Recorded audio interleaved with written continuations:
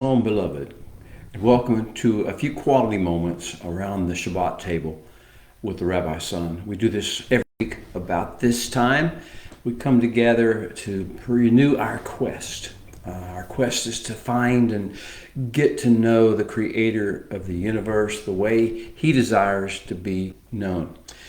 To be found and known. We come together to overcome the pulls and draws, the negativity, the energy of the secular world. We come to enjoy the fullness of this special day of rest and delight that He has given us, called the Sabbath, seventh day. From creation, we come together to do these things, and we join around the Shabbat table to share what we have learned, and to hopefully to encourage one another and inspire one another in the process. So welcome, and let's dig off into where we are. We're in the 29th week of the Parsha study. Every year we try to find the Holy One through the medium that He designed for us to get to know Him, which is His Torah. The first 5 books of the Bible, as many people know it, are a fountain, a gushing spring of life out of which the rest of Revelation all flows. The rest of Revelation is valuable and good, but only to the extent it comes through the foundation. It is viewed through the lenses of the foundation of the great gushing stream that is called the Torah. The 29th subdivision is where we are right now. 29th subdivision of Torah, almost just right past actually the middle point. There are 54 parshot altogether. This is the 29th. You see we're just past the midpoint in the number of parshas. Actually, as far as the Hebrew words of the text are concerned, we haven't quite reached. Next week we'll reach the pinnacle of the exact center of the Torah. But here we are in the middle of everything, and boy, is it ever coming out for us. It's exploding around us. The revelation is exploding.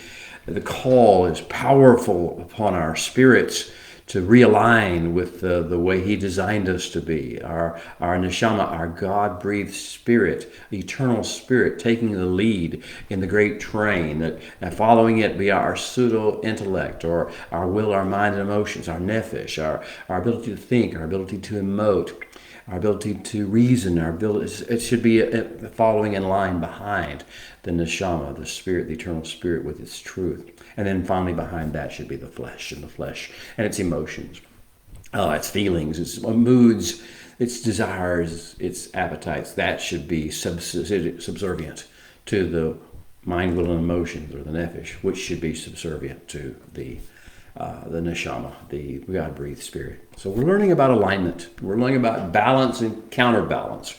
We're learning how the Holy One has set up creation. And He sets one thing in place, and He sets another thing in place to counterbalance it.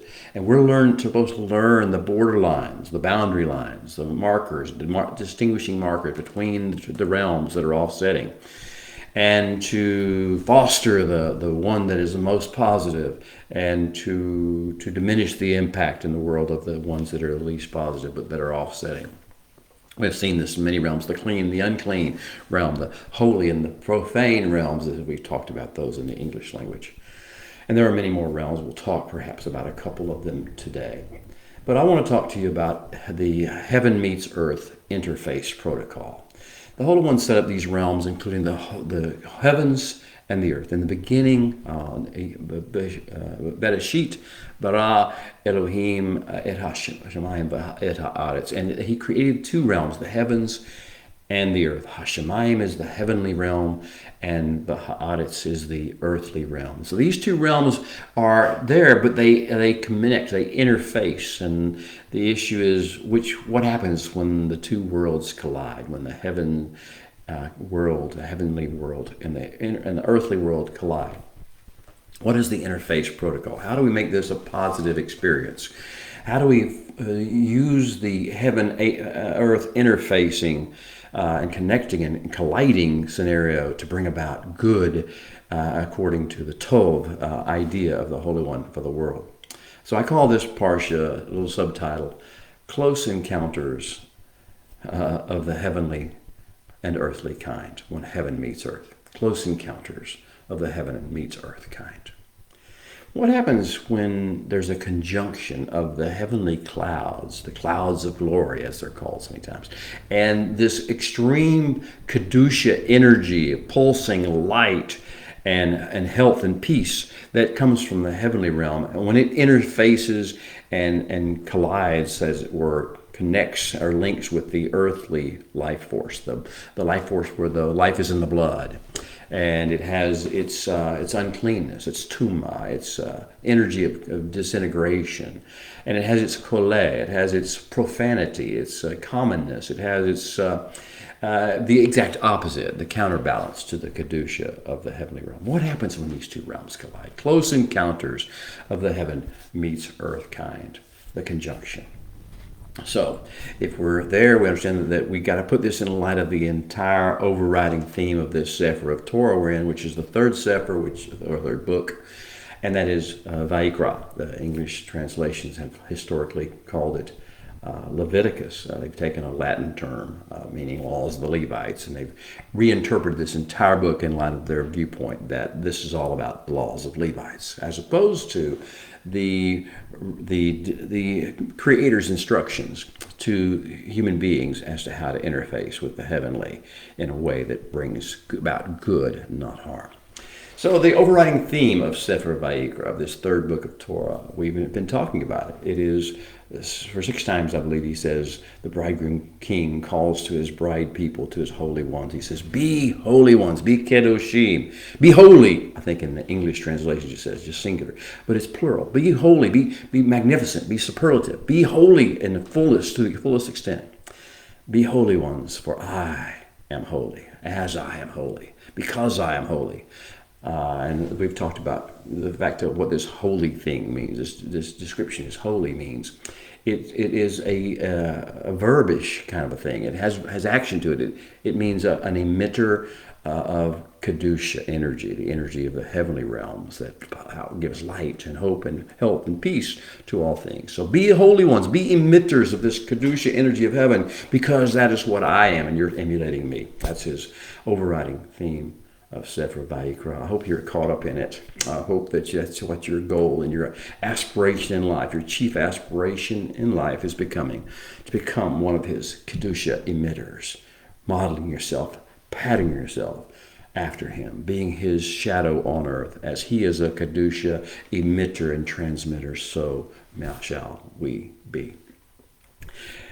This week, the sub-theme of the Sefer, of the Parsha that we're dealing with, is the stakes. When we step onto his side of the scale, and we move toward becoming the holy ones, the Kedusha emitters and transmitters, as he is the Kedusha emitter and transmitter, holy as he is holy. As we step into this realm, the stakes get high. And my sub-theme title basically is, the stakes are higher than you can imagine. We'll talk about what that might mean in a few moments. Let's kind of introduce this subject matter of these stakes by looking at the way in which the Holy One has presented to us this discourse on heaven meets earth protocols and interface disciplines. He has put it in a long discourse, starting with Leviticus 10:8, going all the way through Leviticus 24:9. Basically 15 chapters of complete, uninterrupted divine speak, or creator speak, energy pulsing words that come directly from the mouth of the Holy One, only through a little interpretation by Moshe, but no no added stories. But they began the great narrative, this great discourse began with a narrative, and it will end or conclude, and then there will be a narrative. And the bookend narratives are telling the story that we're going to be getting into, is what are the stakes. The two narratives there's only two narratives in the entire book of Leviticus. And the first narrative is the story of the 8th day, the dedication ceremony of the tabernacle, when it was opened to the public, when fire fell from heaven. And of course, in that regard, we have the deaths of Nadav and Abihu, the sons of Aharon. The fire fell from heaven. they did an unexplicable thing. They in passion and religious fervor, or maybe whatever the reason, they grabbed the censers and put their own zara, foreign fire, into them, and that attracted the fire that was falling from heaven, and they perished. So we have this narrative of death that begins or introduces the Kedusha discourse, and is the reason why the Kedusha discourse is taken so seriously by us, because it is contrasted to what just happened with the death of Nadab and Abihu. It tells us how to avoid a death like unto Nadab's and Abihu. Interface protocols. Being respectful and honorable, and not misusing the power, the pulsing energy of the Kedusha that comes from heaven whenever we have interfaces with it. So we have the first introductory narrative, and that's the death of Nadab and Abihu. And then in chapter 24, after the last phrasing of the Kedusha discourse, we're going back into narrative to kind of wrap this all up. And that's another narrative of death. And that narrative of death is about something that's shocking to us. The quarrelsome, blaspheming son of an Egyptian, partially still got the blood, the ways, the way of thinking, the mindset, the worldview, and the approach to life of Egypt. And so the quarrelsome, blaspheming son of the Egyptian in our midst. And he also will die. So we have these narratives of death all around the Kedusha discourse. The stakes, beloved, are high. Listen carefully to what the Holy One's trying to tell us about heaven meets earth interfacing. Because we are in the realm where we choose either life or death. The discourse of the Kedusha discourse is not just a teaching of ceremonial laws. That could be relegated theoretically off to yesterday or yesteryear or some other era. But this is not what that is. The Kedusha discourse is an impartation of Kedusha.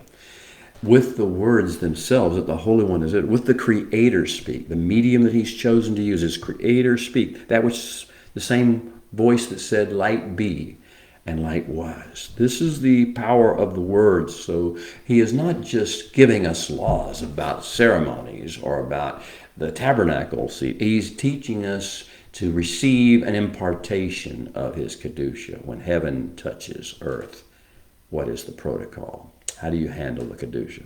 Well, what is the Kedusha? We should understand. And in English it just says holiness, and we tend to go off in all sorts of theological, theoretical, philosophical ideas of what holiness might or might not be. I just encourage you to think about this Hebraically as opposed to thinking about it some theological Western mindset viewpoint. Holiness is not a state you achieve. Kedusha is what we're talking about. Kedusha is transformative energy that fuels heaven, the 24 elders and the 4 living creatures and the seraphim and the cherubim and the hosts of heaven and all the things that go around the throne in the heavenly realm. This is the energy that fuels it all. This is Kedusha, the energy that flows out of the persona and the perfection of who the Holy One really is. The powerful persona that He is. He projects this energy into the world. And this is His transformative energy, Kedusha. And so if we understand what Kedusha is, then we understand that when He speaks, He is transmitting. He is imparting Kedusha into the likes of you and me, mortal men. But what happens when Kedusha hits us?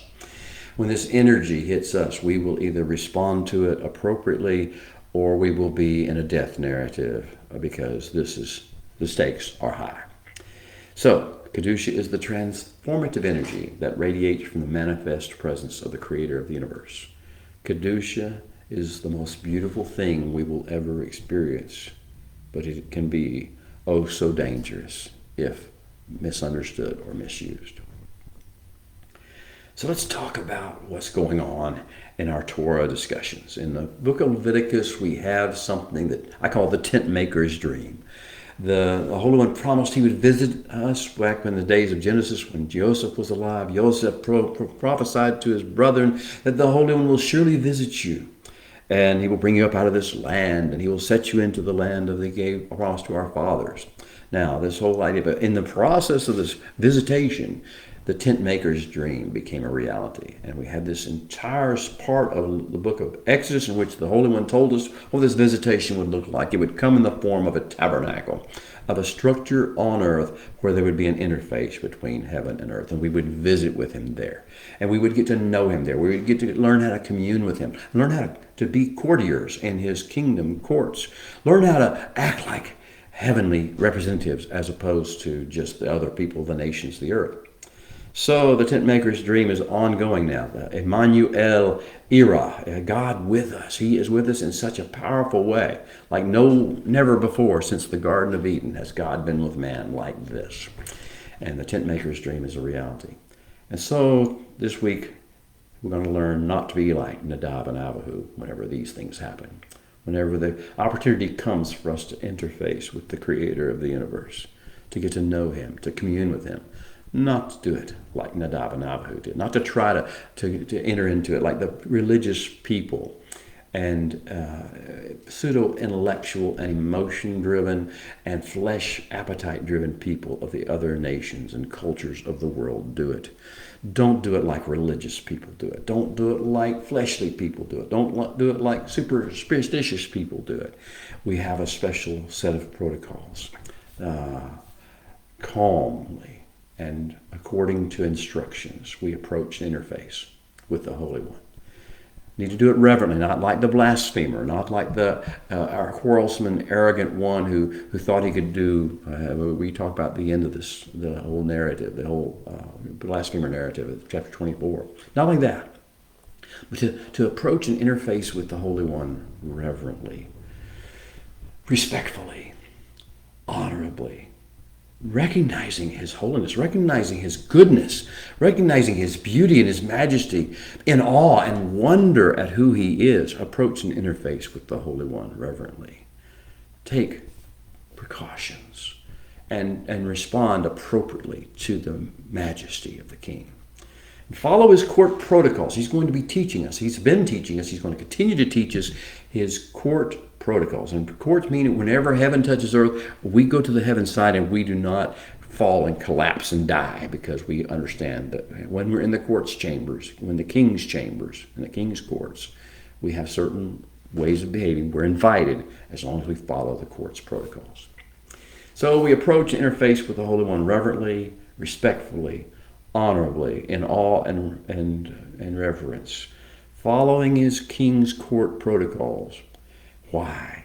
So that we can interface with the Kedusha energy, so that we can receive and radiate and then go back into the common world and redistribute among the peoples and the nations and our families and the areas in which we live, the gifts of the kingdom of heaven.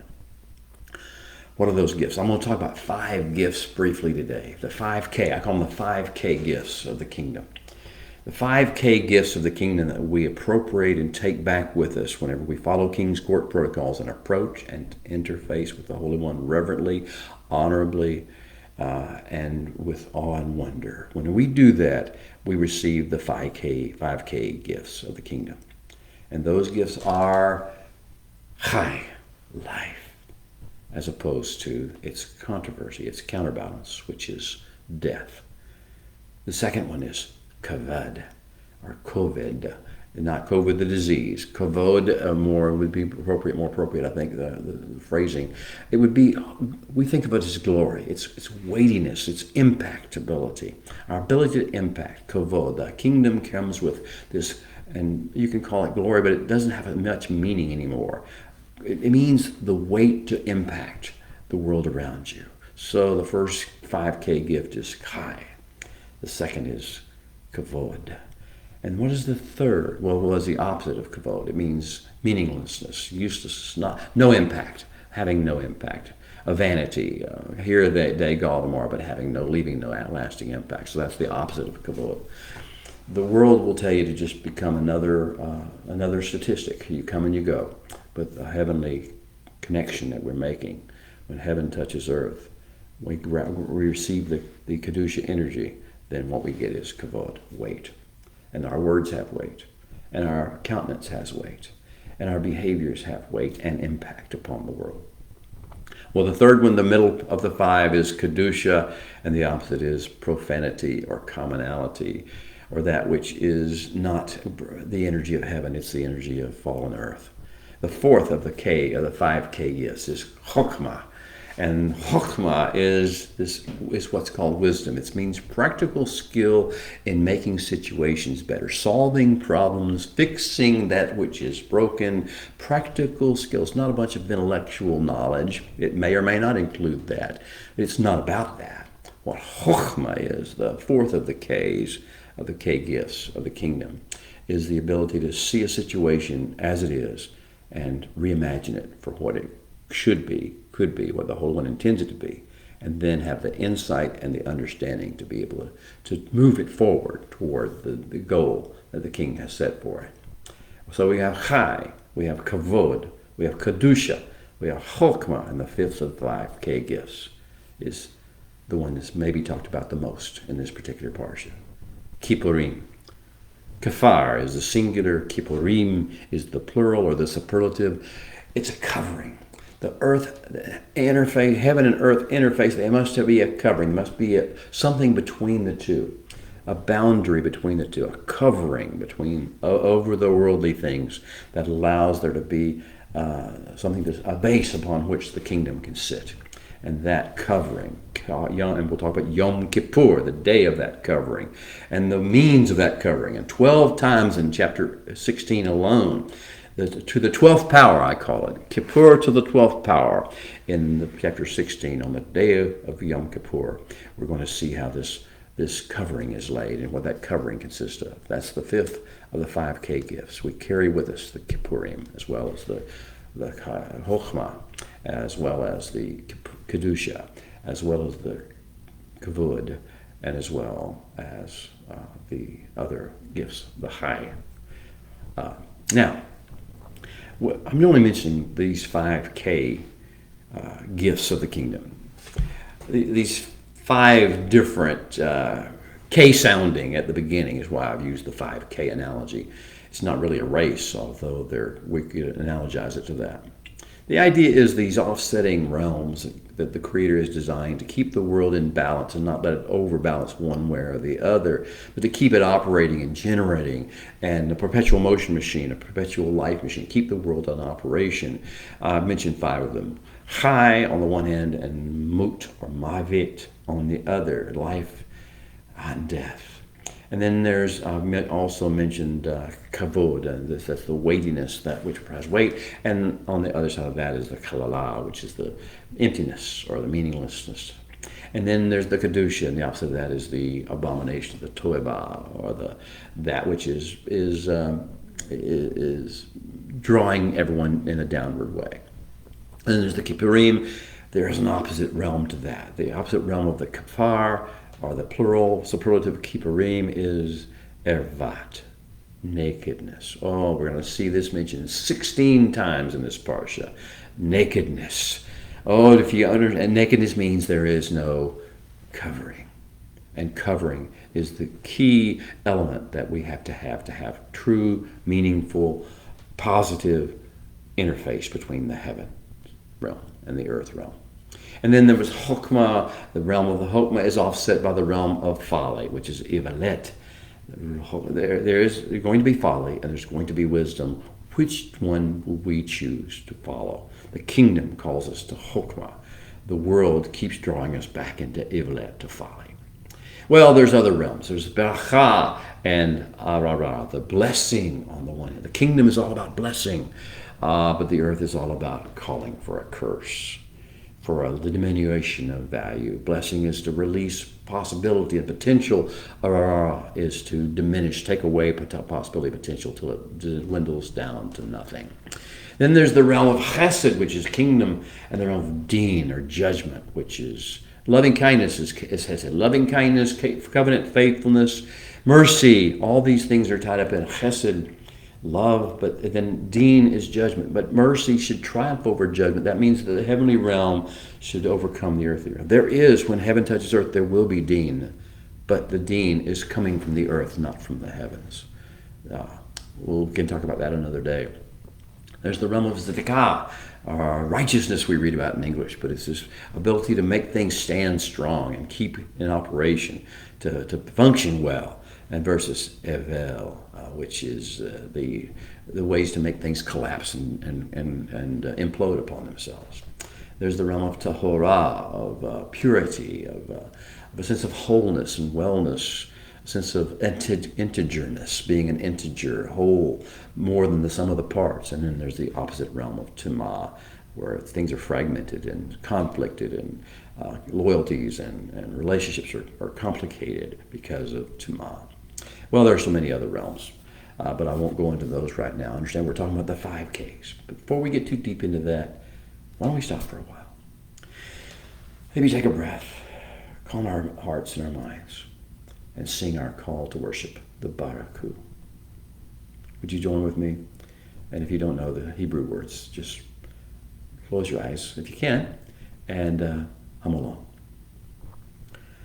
Baraku et Adonai hamvorak, Baruch Adonai hamvorak leolam vaed. Baruch atah Adonai Eloheinu melech haolam, asher bakar banu mikol ha'amin, v'natan lanu et torato.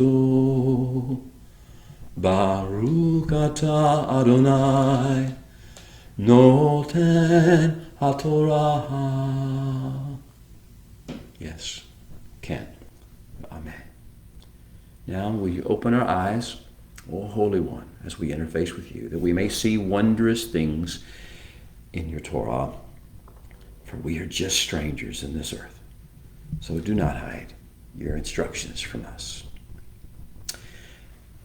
Let's kind of set the greater context for this week's download. The earth, the earthly realm that was going to interface with the heavenly realm, is in trouble. The earthly realm is teetering toward a balance of Ra, Shakat, and Hamas, this evil, corruption, and violence or cruelty that we see prevailing in some parts of the world. So the earth ecosystem is groaning in eager expectation for something to happen, to right the ships, as it were. And that is for the sons of God to be revealed. All creation is groaning in eager expectation for the sons of God to be revealed. Those who will shift the balance back to the holy, back to the Kedusha, back to the Chokmah, back to the Kavod, yes, back to the Kippur. Now this is what all creation is groaning in eager expectation for the sons of God to be revealed to do. And we have learned, we have already understood, and it's been settled now that the Abrahamic covenant, the covenant to make Abraham a blessing to every family on the face of the earth, that is the key cornerstone of the Holy One's grand plan of redemption for the species of mankind and restoration for the ecosystem of creation. And the current the generation of the Abrahamic covenant at the time we're reading was the group that came out of Egypt. With a great story to tell, but it's also our generation as well, the seed of Abraham in every generation. This is the key and the cornerstone to the Holy One's grand plan of redemption and restoration. We know that. So for what eager expectation creation is groaning in is for these sons and daughters of the Abrahamic covenant, those who will embrace that covenant and its obligations and also its responsibilities and its blessings, so that we can bring those blessings to the world. That's what the creation is groaning in eager expectation for. Now we have also in our storyline, we've gotten the great story, the great passion play that we're to act out before the world, the great story we're to tell the world. That great story has taken place. We read about it in the book of Exodus. We're reading about it now. The era of Emmanuel, the visitation of the Holy One, is in full swing. He dwells among us. He is with us. We are never alone. Is he here for good or is he here for harm? You know the answer to that if you know who he is. He's the creator designed to come to make his creation flourish, to hear, to respond to the creation's groaning. an eager expectation. And he will do that by empowering us to be the sons of God, the Abrahamic covenant, current generation, the cornerstone of his grand plan of redemption and restoration. Well, we have come through all this, and now we're in this Kedusha discourse, the high point of his Creator Speak session that's going to prepare us to become the great nation that he promised Abraham he would make, the great nation that will be what creation is growing in eager expectation for. And we're nearing the midpoint of this Kedusha discourse. Last week we left off with teachings regarding ones who are tamei, who have uncleanness, who are exhibiting the evidences of the realm of uncleanness. And he said that these mind harbors, we're going to find, even in our midst, we're going to find evidences and episodes where the uncleanness realm invades the realm of the holy and the realm of the whole, the tahor. So there are flesh traps and there are flashpoints, and we need to understand where we will encounter, under what circumstances, in what kinds of people, in ourselves where we will encounter the flesh traps and the flashpoints, where we need to be extremely vigilant with regard to bringing the tahora realm of heaven to bear against the tumah realm of the earth. Well, we're about to find out that the ultimate interface goes beyond just clean and unclean. The opening lines of Parsha Acharei Mot, Leviticus 16:1, if you're looking in your Bibles. It goes like this. I'll read the English first, or the Hebrew first, rather, and then I'll follow with the best English translation I can muster in a moment. It starts as this. Vayadaber Adonai el Moshe. Then the Holy One spoke to Moshe. This is Creator speak you're about to hear. Acharei Mot shenei b'nei Aaron, after the deaths of Aaron's two sons. Here's the reference to the previous narrative. Acharei Mot shenei b'nei Aaron, and after the deaths of Aaron's two sons. Bekorvatam livnei Adonai vayamuto, when they died while they were making an approach, drawing near the presence of the Holy One. That's how it starts. The title that the sages therefore drew for this parsha is called Acharei Mot, taken from that second line. Acharei Mot, after the death, if we translate it in English. Acharei comes from the word akar, means to follow, to trail behind, to come on the heels of. Now, it doesn't always mean causation, but it definitely always means sequence. This is something that follows. Because the deaths of Nadab and Abihu occurred, this revelatory discourse had to take place. Okay, so the second word, Acharei Mot. Mot is death, from mavet, or mut, to dissipate, to fragment, to cause, to cease to thrive, to begin to malfunction, decompose, de-integerize, fragment. Well, you see how after the dissolution, the dissolving. Death doesn't necessarily mean, as we think about it in a scientific sense, the cessation of breath and the stopping of the beating of the heart, the rigor mortis setting in. That's not, those physical signs of death are not what we're talking about necessarily, exclusively at least, with regard to Mut. It's whenever you begin to lose the Kedusha, when the Kedusha begins to lose its power because of something it's been interacting with here on earth.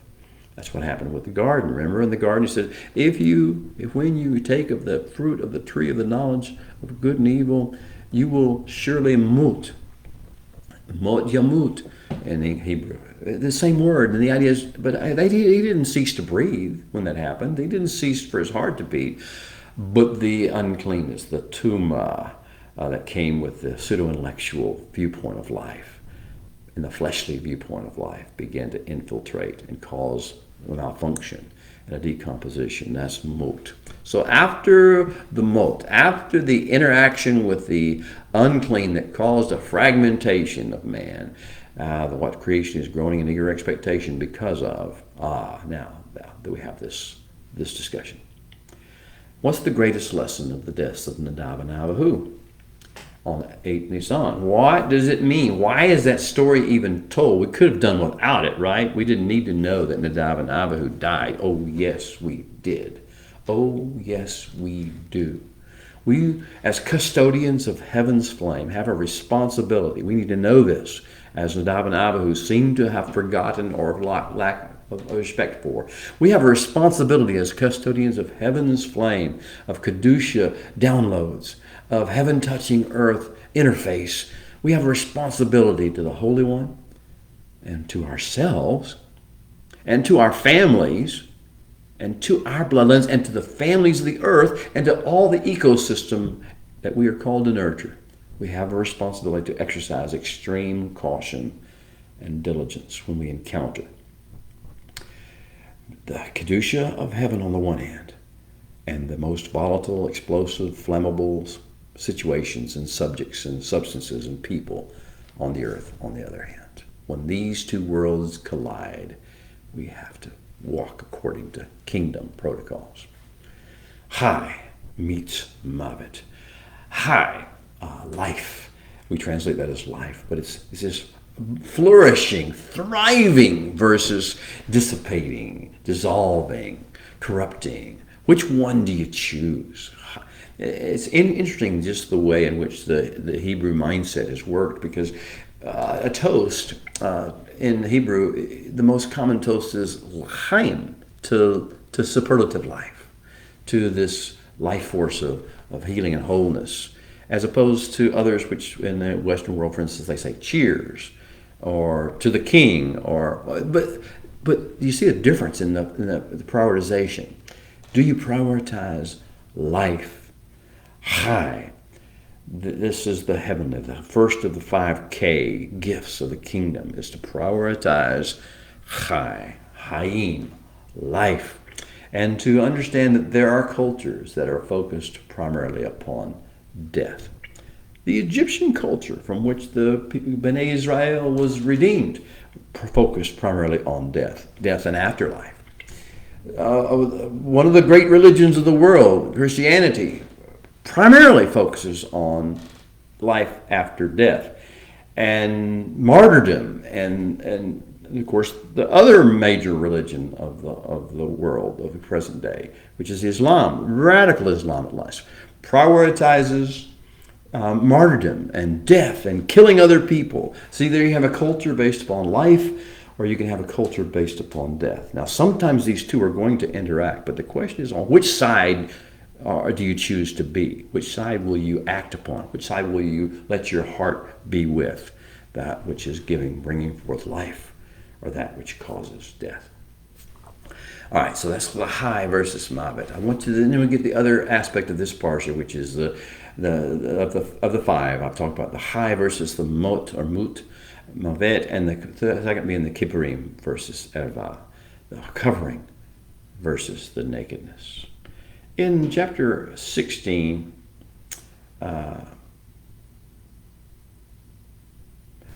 verse 34, the Holy One's going to say this, meaning the protocols of how to interface on Yom Kippur, the holiest day of all. When we rehearse death, when we connect death to life, and we choose life. That's Yom Kippur Day. This is to be a hukut olam, an everlasting instruction, ordinance for you. Lekafer, that you would have a covering for Bnei Israel. That Bnei Israel, the sons and daughters, the children of Israel, the children of the covenant of Abraham, would have this covering, this greasy wheel, this covering where heaven can touch earth, and there can be a true interface here, a linkage, a connector, an adapter. This covering would take place. The kafer Bnei Israel, the covering for Bnei Israel, for all hatotam, for all waywardness, for all divergences from the ways of the Holy One. Echad b'shana, for every year, once for every year. That's the Kippur to the 12th power, because in 12 times in chapter 18, before this parsha ends, 12 times we're going to mention, actually 16 times we're going to mention the idea of cover. He's going to introduce it. It says, now you can lose your kedusha. You can fail to introduce kedusha into the world because of no covering if you focus on things that don't have covering.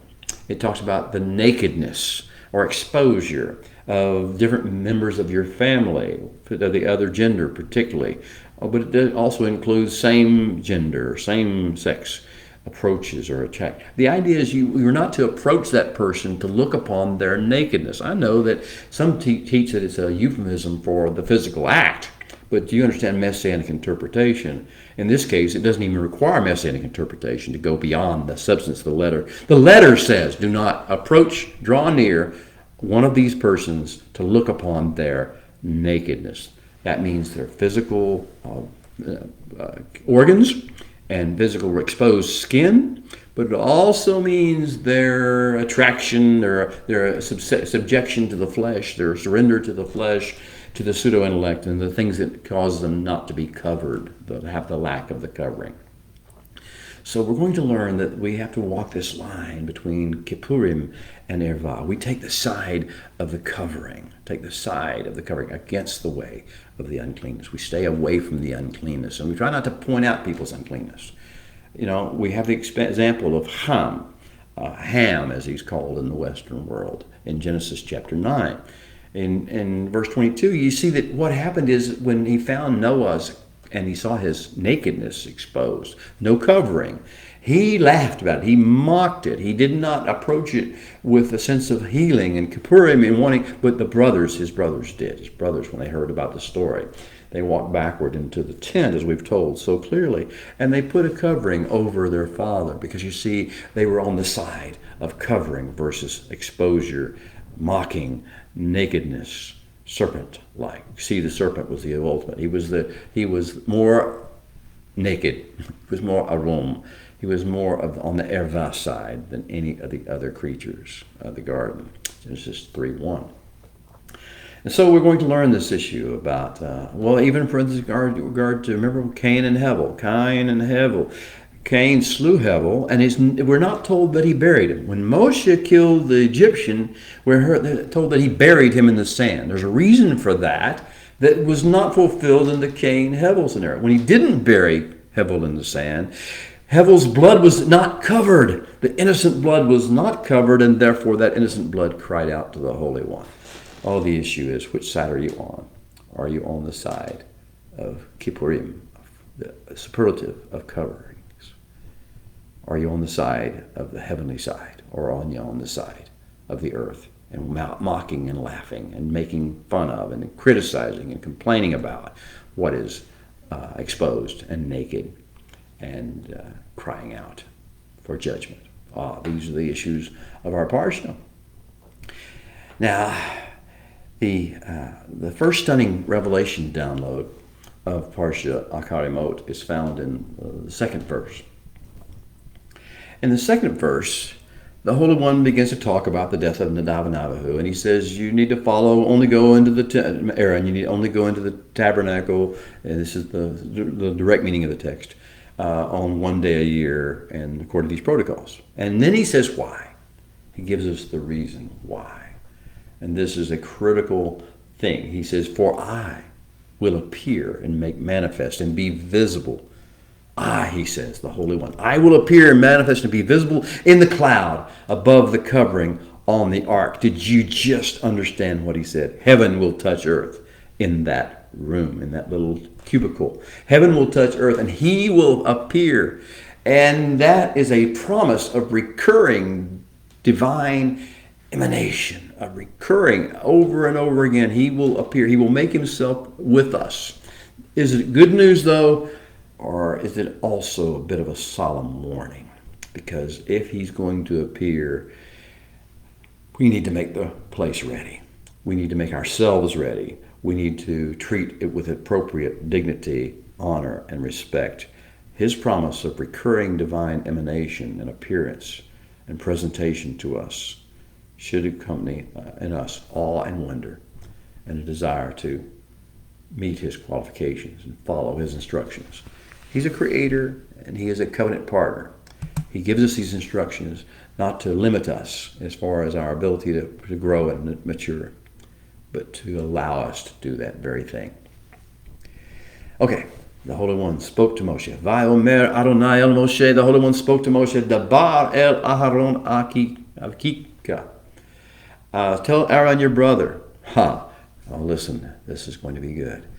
Va al yavo bekol et hakodesh mibet the paraket. He is not to come into the holiest chamber of the house through the veil at just any time. Lapne kaporet asher ha'aron velo yamot. Before the covering of the ark, he's not to come, lest mot. Lest there be mot. Lest the same thing that happened in Nadab and Abihu happened to him. Lest the same thing that happened it's going to happen to the blasphemer, the son of the Egyptian, that's going to come forth in chapter 24. Lest these things happen, lest we misappropriate this divine emanation, the presence of heaven touching earth, unless we misappropriate that. Ki ba'anan era el hakaporet, because he says, will appear, will manifest in the cloud, above the covering, he always comes to the covering. He doesn't come to the nakedness, he comes to the covering.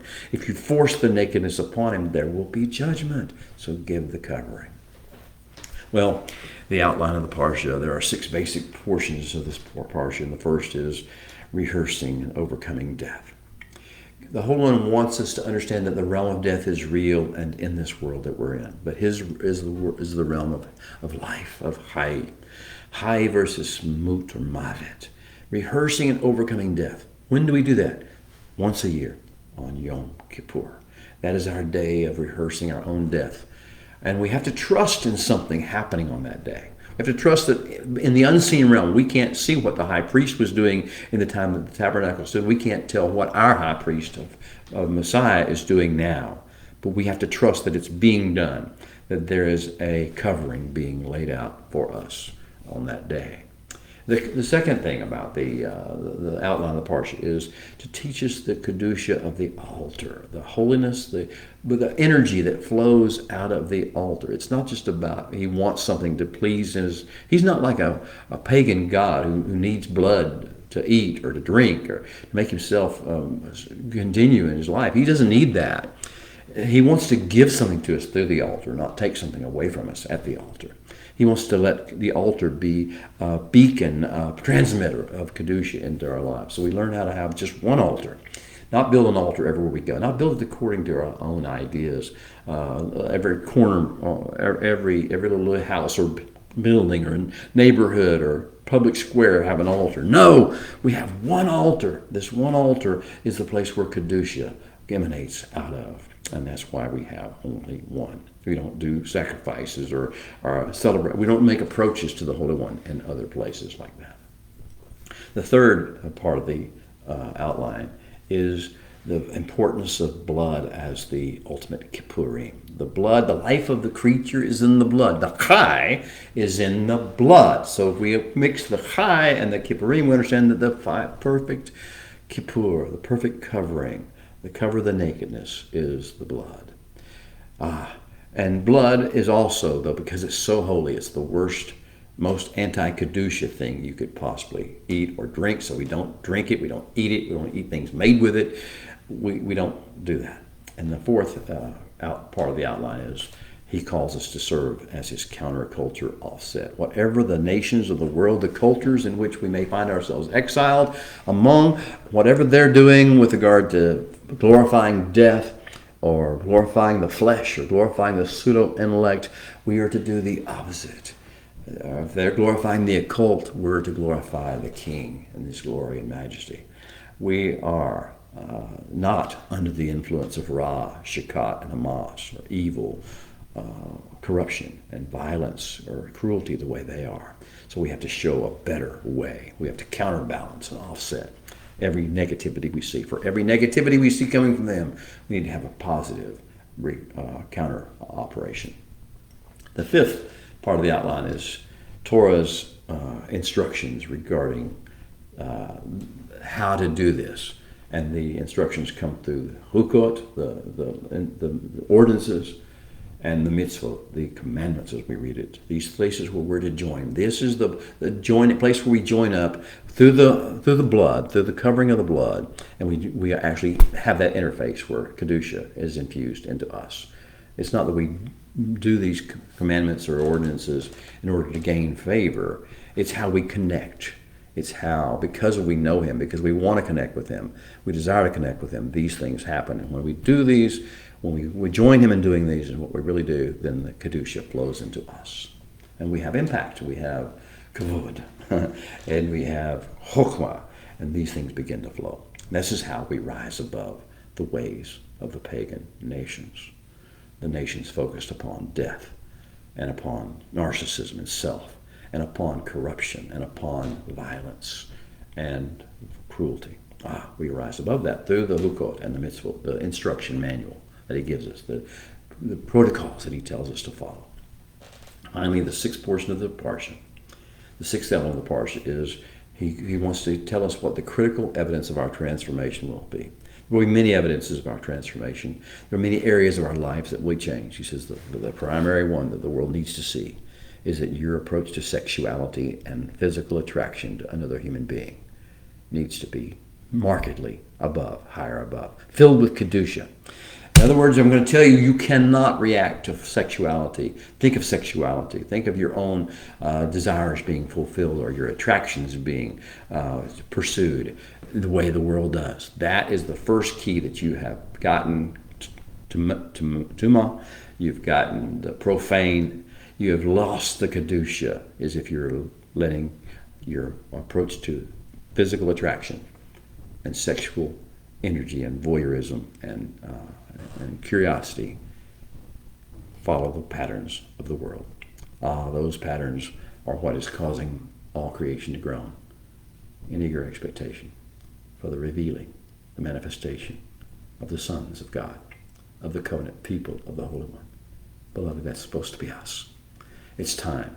It's time there was a marked divergence in the ways of approaching all things, but beginning with sexuality, from the rest of the world. Just because they say it's normal does not mean it is. Not for us, not for our children, not for our seed, not for those who are seeking a relationship with the Creator of the universe and to do his will upon the earth. My time with you around the Shabbat table this Sabbath is about over. I pray you'll drop me a little note. Let me know where you're listening from, what your thoughts, comments, questions, prayer requests might be. Until next week, Shabbat Shalom.